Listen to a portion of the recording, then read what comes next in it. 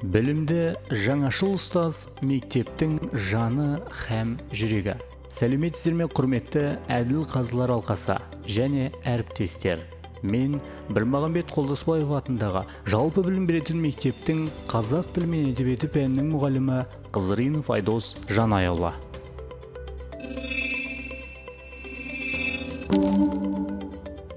Жиырма бірінші ғасыр жаңа технологиялар заманы. Ендеше біз бастаймыз.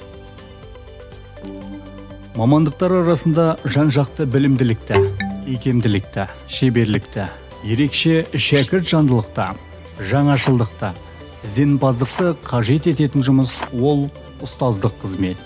Осы қызметті зор мәртебемен, абыроймен атқаруға үлесімді қосу мақсатында оқушыларға қазақтың ұлы ақыны Абайдың, заманымыздың заңғар жазушысы Мұхтардың, дауылпаз жырдың құлагері Ілиястың, сұлу сөздің иесі Сәкен мен Мағжанның тілі қазақ тілін оқушы бойына сіңіру үшін еңбек жолымды бастадым.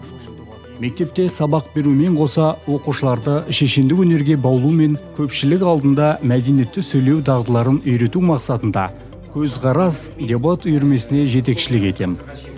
Мектепшілік, аудандық қоғамдық жұмыстар, түрлі іс-шара, концерттік бағдарламаларға етене араласып, белсенділік танытамын.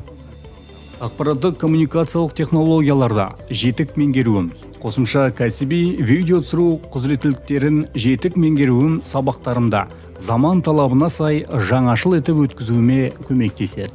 Өзіммен шектеліп қана қоймай, білгеніммен оқушылармен бөлісіп, оларды баулу арқылы аудандық, облыстық, республикалық сайыстардың жеңімпазы атандық.